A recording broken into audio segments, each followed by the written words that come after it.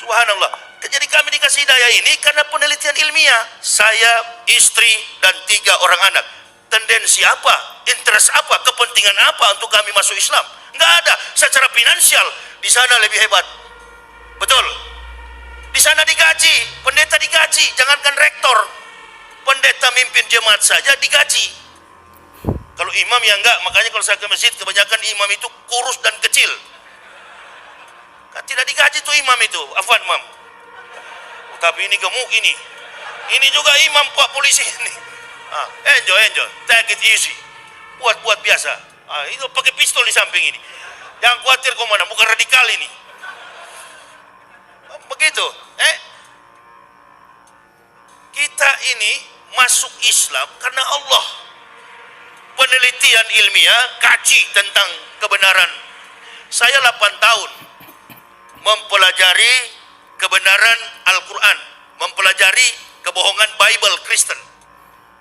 Rocky Gerung dilapor di Mabes Polri, begitu ya? Yang lapor itu orang Kristen.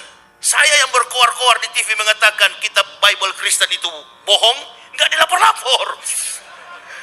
Aneh bin ajaib, ya begitu ya? Lapor saya. Ini nanti saya Islamkan Pak Dede dengan ibu siapa tadi? Afrisa, berarti saya Jabodetabek sudah 3.873 dengan Pak Dede hari ini. Sudah 8.073 orang saya Islamkan di Jabodetabek. Belum yang di Sulawesi sana. Manado yang tadinya 0,18%, periksa aja di Google. Manado kelahiran saya, tempat kampung halaman saya. 5% persentase umat Islam di Manado. Buka aja di Google, persentase umat Islam di Manado 51%, makanya dia panas betul itu. Ini ketambahan lagi 2 jiwa kama masuk Islam. Alhamdulillah, bukan masuk Islam, Islam yang masuk ke dalam kami. Begitu saya masuk Islam, Allahu Akbar. Itu pendeta gila, jangan percaya, fitnah biasa. Dedi saja difitnah kok, badan besar menangis. Dedi Corbuzier. Memangnya gampang masuk Islam itu? Tidak mudah meninggalkan keluarga, dicaci maki, difitnah, dihina, tinggal dibunuh yang tidak. Karena begitu, no pain no gain. Mendapat sukses itu harus dengan penderitaan. Apalagi sukses di akhirat itu. Pegang baik-baik. Islam tidak menjanjikanmu dolar, Islam menjanjikanmu surga. Jika nilai dolar tidak mampu membeli surga, maka nilai surga mampu menghasilkan dolar. Jadi jangan bermimpi, jangan berharap bahwa masuk Islam ada jaminan finansial. Nggak ada itu. Tanggalkan semuanya. Tapi bukan berarti bahwa kita masuk Islam kita miskin. Masya Allah. Sedangkan surga saja Allah kasih. Bagaimana harta tidak? Logika terbalik. Makanya kalau ada orang masuk Islam, ada mualaf yang ke masjid-masjid, bawa kartu apa itu? Kartu masuk Islam. Dia datang ke satu masjid, dia minta uang. Itu bukan mualaf, kuwalat. Antum pikir ada juru selamat dalam Islam? Enggak ada, cari selamat masing-masing. Yang dorong sampah pakai kopiah, orang Islam. Jual bakso pakai gerobak, orang Islam. Saya begitu masuk Islam, keluarga di Manado langsung caci maki. Termasuk ayah kandung saya. Kamu lihat nanti ya, saya sudah datangi semua pendeta di Manado. Kami mendoakan 3 hari kamu mati. Ulang-ulang berapa hari? 3 hari. Pokoknya kamu mati Yahya. Memang nama saya Yahya, komandan. Dari sana, nama saya di ijazah. Dulu waktu di Papua di GKI, saya pendeta GKI, rektor di sana dulu. Saya yang mendirikan Universitas Kristen Papua. Itu, dengan support dana dari Stuttgart, Jerman. Jadi orang keluarga saya kaget. Kok bisa masuk Islam? Tunggu kamu, bikin malu keluarga. Kami di Manado malu gara-gara kau masuk Islam. Begitu kau masuk Islam, kau hajar terus tuh Yesus. Wah ini, jadi saya yang ditantang atau dilapor ke Mabes Polri, kan begitu. Begitu lapor, seperti Ahok dulu kan, diminta saksi ahli. Begitu saksi ahli diminta, yakin saya kosong gereja itu di Indonesia. Saya bukan mengatakan Bible Kristen fiksi, Bible Kristen itu palsu. Lapor. Memang begini, fakta ilmiah, kajian ilmiah. Dibuktikan dengan data-data. Ini yang Pak Dedek percaya selama ini omong kosong Pak. Saya yang bohongi ente dulu, ini datanya. Palsu semua. Pergi lapor polisi ini, lapor polisi sana, Mabes. Ini palsu semua. Kapolda Bali saja masuk Islam. Saya ceramah di Mabes Polri. Pak polisi bilang, pelan-pelan sedikit Ustaz, di sini banyak jenderal. Biar jenderal 100 bintang. Kalau kafir kau ke neraka. Tidak ada urusan. Apakah saya benci kalau saya bilang begini? Apakah saya benci? Tidak, sayang. Asyidau alal kufar ikhwanul muslimin. Dengan muslim bersaudara, dengan kafir keras. Tapi tidak ada dasar benci, sayang kepada mereka. Nah sekarang kalau Pak Dedek masih di Kristen, pendeta kalau hari Minggu kan ngomong, dengarlah firman Tuhan. Jemaat di bawah tinggal amin-amin kan.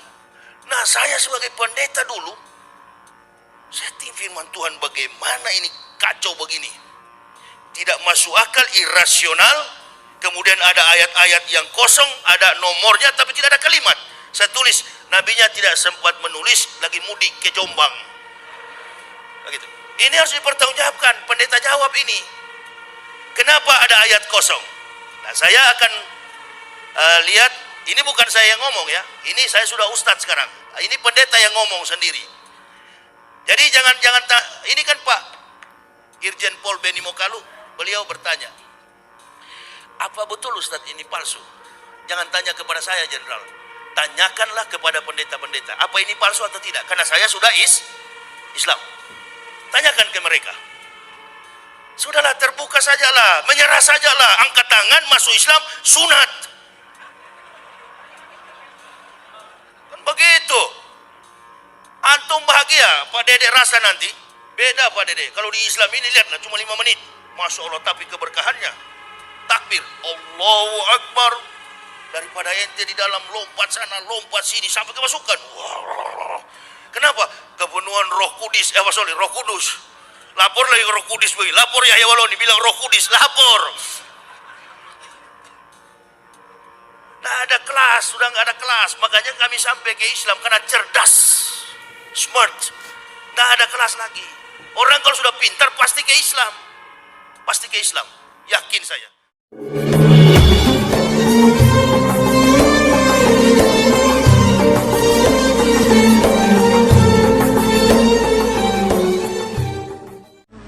Di sini Nabi menjelaskan kepada kita bahwasanya ada orang tanpa disadari karena jeleknya lidahnya dia mencaci orang seenaknya. Termasuk mencaci Tuhan yang termasuk mencaci sesuatu yang dianggap Tuhan oleh agama lain tidak boleh. La tasubbul ladzina yad'una min dunillah.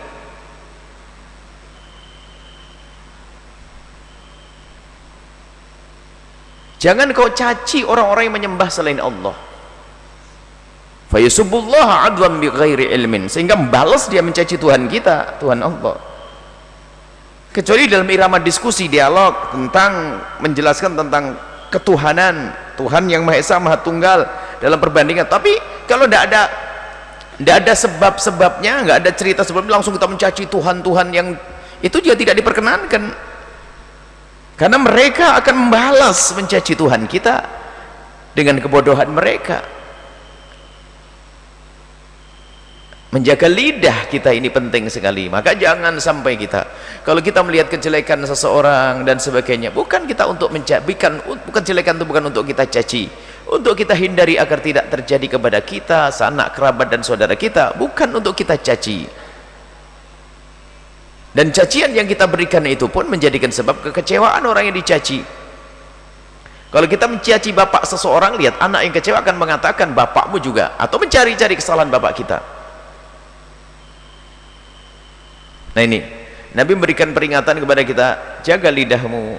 Kalaupun engkau melihat seorang bapak yang bagimu adalah memang melakukan sebuah kemungkaran atau kejelekan atau sesuatu aib, tidak perlu kau caci.